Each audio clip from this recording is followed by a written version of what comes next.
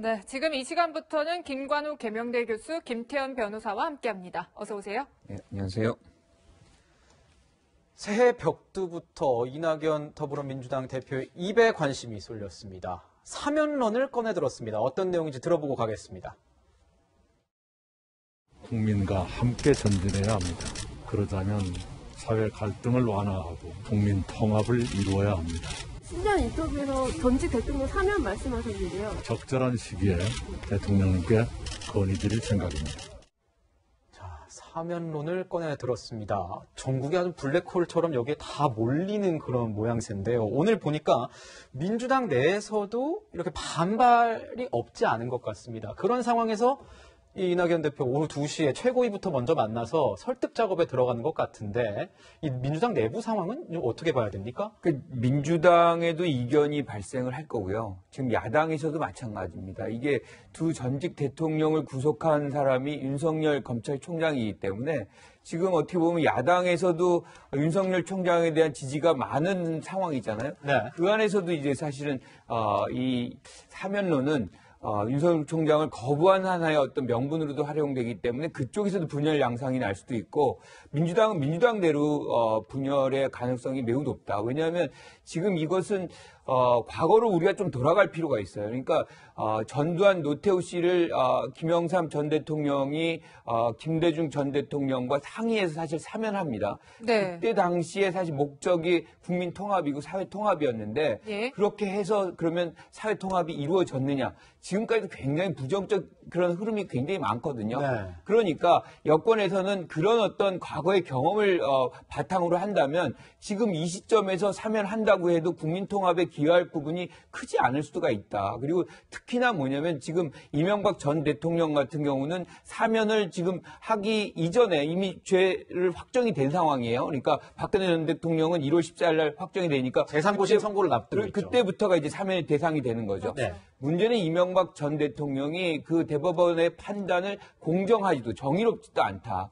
이렇게 굉장히 부정적으로 격화시켜 놓은 부분이 있거든요. 이런 사과도 없는 상황에서 사실상 사면을 하는 것이 옳으냐. 그런 부분에 대한 국민적 공감대가 형성이 돼 있느냐. 이것이 여권 내부에서의 어떤 논란의 핵심이 될 수 있기 때문에 이건 양 진영에서 다 논란의 대상이 될 수밖에 없다. 이렇게 봅니다.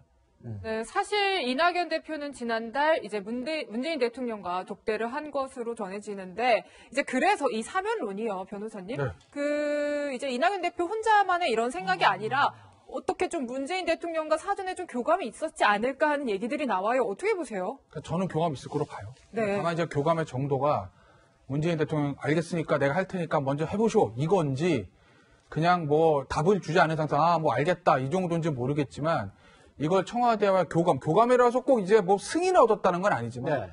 최소한 청와대한테 제가 이런 걸 하겠습니다. 당대표로서 라는 언질없이 새해 벽두부터 이낙연 대표가 이걸 던졌을까?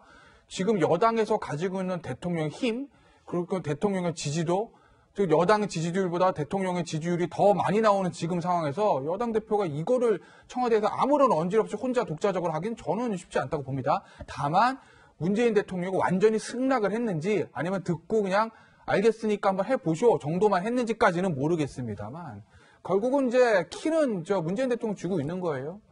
근데 이거를 이제 이렇게 보셔야 되는데 대통령의 사면권이라는 게 통치행위 중에 일환입니다. 네. 대통령 이제 대권 가장 큰 권한 중에 왜냐하면 사법부의 확정판결을 뒤집어 버리는 거기 때문에 가장 큰 권한 국가원수로서의 권한으로 가지고 있는 게 바로 사면권입니다. 예전에 국왕이 가지던 권한을 이제 대통령 가져온 건데. 이게 예전에 DJ와 YS 때도 그렇고 대통령이 이제 사면권 행사는 두 개예요. 명분과 실리도 있어야 됩니다. 명분과 실리. 명분 뭐예요? 명분은 그냥 다 사회 통합입니다. 예전에 이제 김대중 대통령의 당선인 시절에 YS의 당시 대통령에게 김영삼 대통령에게 건의했을 때 명분은 뭐였냐면 사회 통합. 더 큰 건 5.18의 가장 큰 피해자는 누구지? 나야. 피해자는 내가 용서하겠다니까 다 용서합시다. 이거였거든요. 실리는 뭐였어요? 당시 이제 DJ 대통령이 김대중 당선인이 했던 정책 중에 하나가 동진 정책입니다. 영남을 좀 아우러야 되겠다. 그래서 동진 정책 일환도 첫 번째 비서실장 누구죠? 민정기였던 김중건 실장이에요. 집권하고 나서 첫 번째 선거였던 달성 재보선, 그러니까 박근혜 전 대통령 데뷔 무대죠. 거기 공천 누구 줬어요? 엄삼탁 전 병무청장 줬습니다. 동진 정책의 일환으로서 그 실리를 가지고도 사면을 또 밀어붙였던 거거든요. 그런데 지금은 이제 보시자고요. 명분은 똑같아요. 사회통합, 용서, 화합. 결국 문재인 대통령이 청와대와 또 여권 핵심이 이 사면을 통해서 다음 서울시장 재보선, 부산시장 재보선, 그 다음에 있어 대선에서 중도층 표를 아우를 수 있는 실리가 있느냐. 플러스 마이너스에서 지지도, 핵심 지지층에서 실망해서 빠지는 것보다 중도층에서 이걸 가지고 올 수 있는 플러스 표가 많다. 단 한 표라도 많다고 생각하면 하는 겁니다, 이건. 네. 실리를. 근데, 보니까 중도층은 별로 움직이지 않는데 오히려 핵심 지지층에서 막 빠져나가? 그럼 마이너스. 이러면 안 하죠. 결국 청와대와 여권 핵심이 이 사면을 했을 때 얻을 수 있는 표의 득실에서 플러스가 단 몇 표라도 많다는 판단이 쓰느냐. 이 실리의 판단에 있어서 어떻게 되느냐에 따라서 앞으로 사면이 진행될 건지 대통령이 사인할 건지 아닐지가 저는 결정될 거라고 봅니다. 그렇다면 어찌됐든 지금 이낙연 대표 측 입장에서는 대선을 바라보고 있으니까 이 실리, 본인이 한 표라도 더 얻을 것이다라고 보고 아마 사면론을 던졌을 가능성이 높지 않습니까? 그럼 이런 상황에서 지금 표면적으로는 여권 내 반대 여론에 부딪혀서 지금 분열이 더 많이 일어나고 있는 상황인데 이낙연 대표가 이거 모르지는 않았을 것 같고요. 지금 벌써부터 정청래 의원 같은 경우에 이거 반대하고 나오지 않습니까? 청와대도 이 얘기 모르지 않을 것 같고 여론을 지금 살펴보고 있는 것 같은데 어떻게 보십니까? 이 친문 진영의 강성한 이 발언들, 반대 발언들.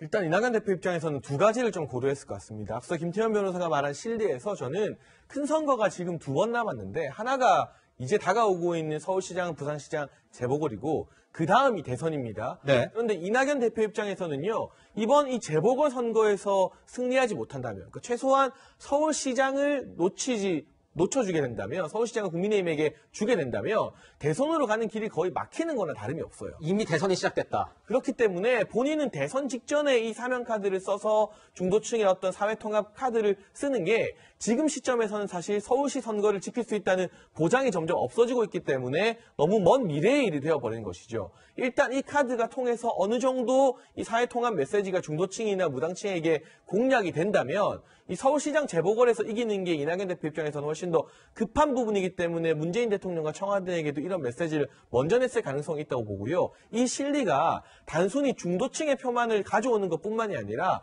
보수층을 분열시키는 그러한 실리도 저는 계산을 해야 된다고 봅니다. 결국 다시 한번 이명박 전 대통령보다는 박근혜 전 대통령의 사면 논란이 불거지게 된다면 네. 지난 10년 동안 이 보수 세력을 괴롭혔던 친박과 비박의 갈등 문제가 재점화될 수도 있는 것이고요. 탄핵에 대해서 어떻게 받아들이느냐.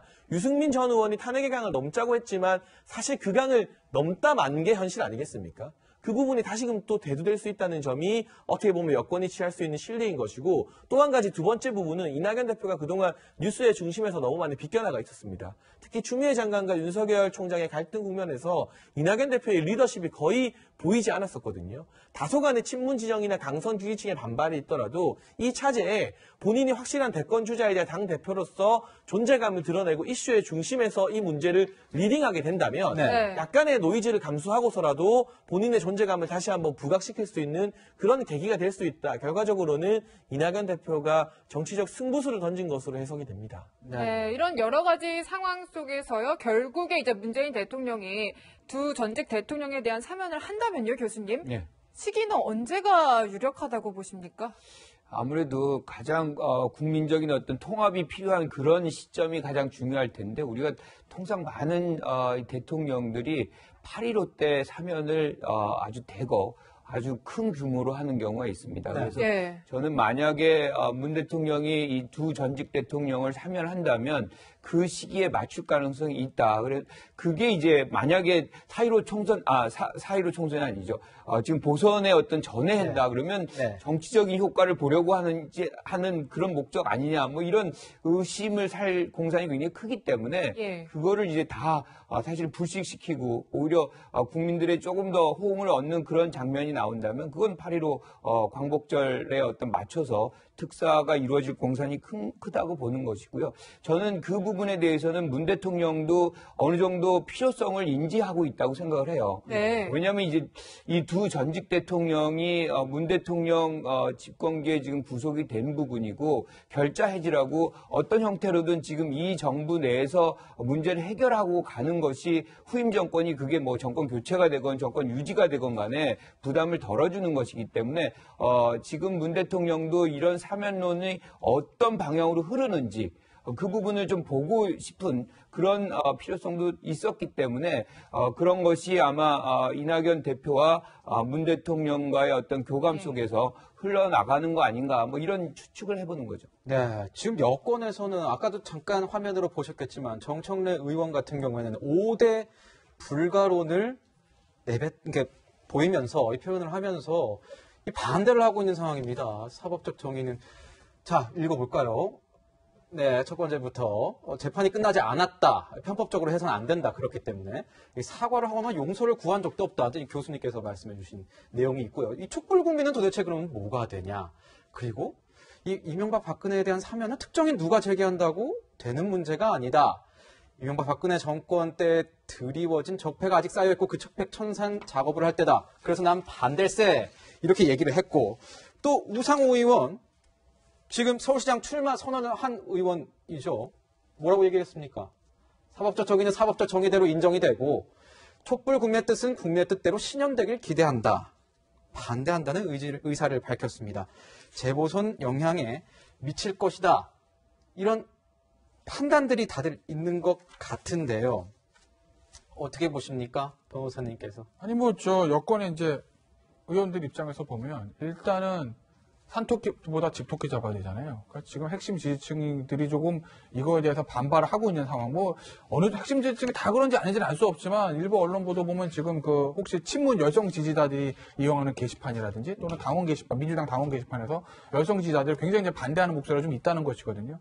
그런데 당내 의원들 중에서는 그런 부분들을 좀 감안해서 반대할 수도 있죠. 그리고 이제 원칙적으로는 사실은 사면권에 남발하게 되면 법치주의 예외가 너무 많이 발생하기 때문에 그리고 또 예전에 비해서 지금은 대통령의 사면권을 막 남발하는 형태는 아니잖아요. 예전에는 정치인들 사면해주고 측근 정치인 사면하면서 야당 중에 하나 끼워놓고 이렇게 많이 했는데 네. 요새는 사실 그거 안 하지 않습니까?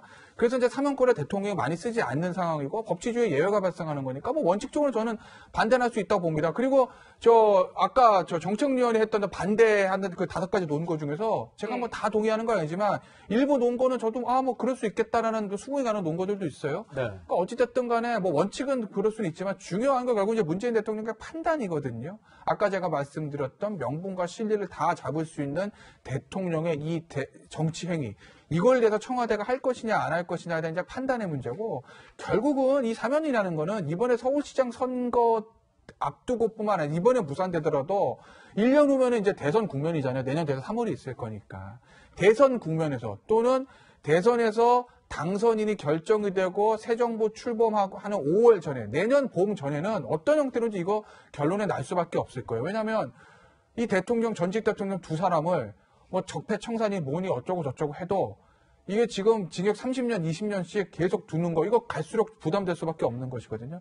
결국 전직 대통령에 대한 어떤 문제에 대해서 가장 중요하게 생각하는 게 과거의 어떤 비교인데 전두환, 노태우 이 두 전직 두 대통령 사실은 내라는 뭡니다. 네.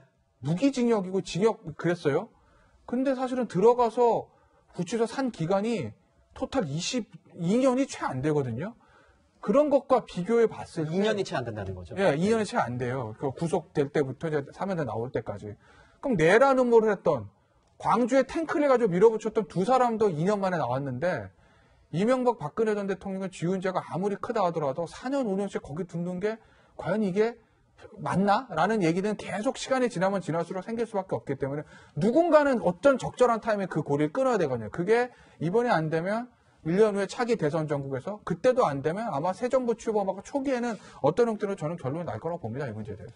네, 이 사면론에 대해서 이제 민주당 내에서도 사실은 교통정리가 쉽지는 않아 보이는 측면이 있는데요. 이재명 경기지사는 이 사면론에 대해서요. 말씀드리지 않는 것을 양해해달라라고 하면서요. 입장을 밝히는 게 이 사면권을 지닌 대통령께 부담을 드리는 것이라 생각한다고 했습니다. 평론가님 어떻게 보세요? 이재명 지사가 저는 최근에 침묵을 참 잘 활용하고 있는 것 같아요. 네. 추미애 윤석열 갈등 국면에 있어서도 이낙연 대표도 침묵했다고 보고 이재명 지사도 침묵했다고 보는데 이낙연 대표는 아무래도 위치가 더불어민주당을 이끌어가야 되는 당 대표이다 보니까 이런 침묵 그리고 다소 애매모호한 태도 등이 오히려 뚜렷한 리더십이 없는 것 아니냐면서 비판을 받았습니다. 네. 이재명 경기도지사는 경기도라는 지자체의 장이거든요.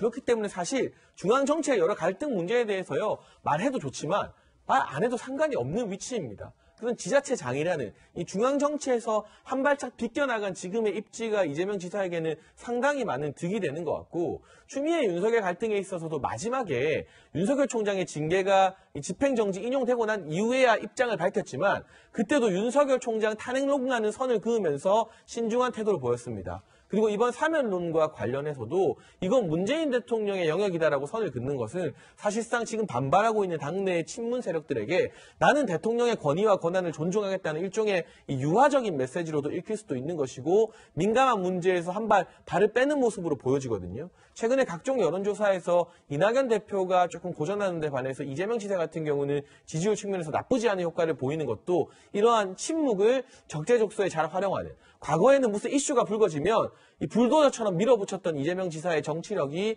최근 들어서는 그래도 한 단계 업그레이드된 것이 아닌가 하는 생각이 듭니다. 네, 저희 선거 관련된 얘기는 좀 이따 다시 다뤄볼 거니까요. 계속 지켜봐 주시기 바랍니다. 이게 얼마나 폭발적인 주제냐. 벌써 우리 패널 분들께서 발언이 길습니다. 이만큼 뭐 관심이 많다는 뜻인데, 그래도 우리 여권의 그 내부 사항을 제일 잘하는 우리 교수님의 말씀을 안 들을 수가 없죠.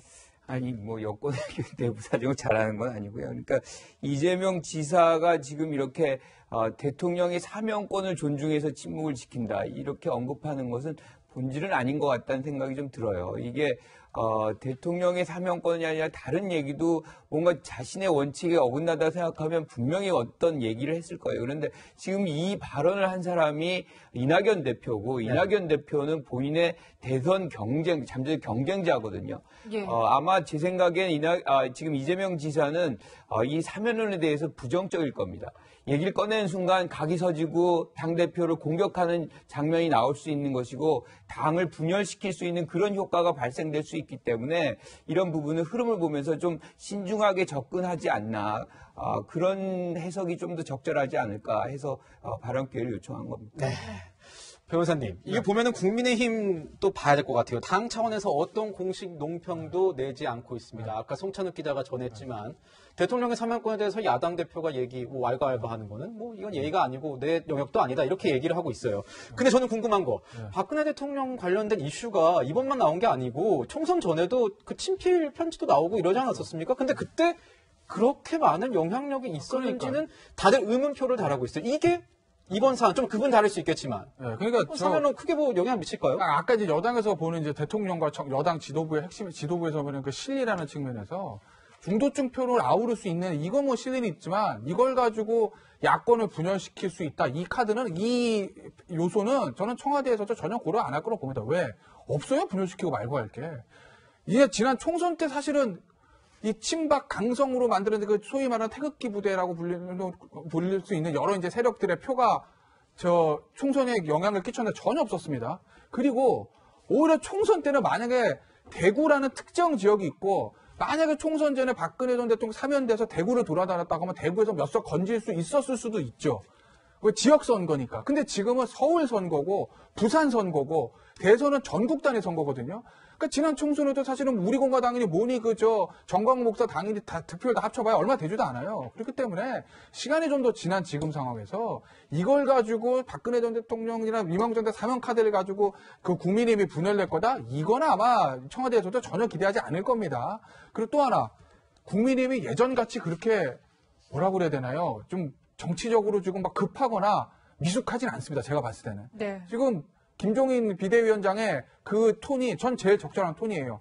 자, 사면해 주시면 감사하고요. 아니면 할 수 없죠, 뭐. 저희가 뭐라고 할 건 아닌 것 같습니다. 그냥 청와대에서 대통령이 어떻게 결정을 지켜볼, 이게 다 적절한 톤입니다. 이걸 가지고 무조건 지금 사면 해도 안 되고, 반대는 당연히 못하죠. 그러니 그냥 청와대와 여권 핵심의 논의들이 어떻게 지켜가는지 그냥 국민의힘은 지켜보고 있으면 된다라고 저는 봅니다. 네, 새해부터 정치권을 정말 뜨겁게 달군 사면론 하나하나 분석해봤습니다. 네, 다음은 선거 얘기로 가보겠습니다.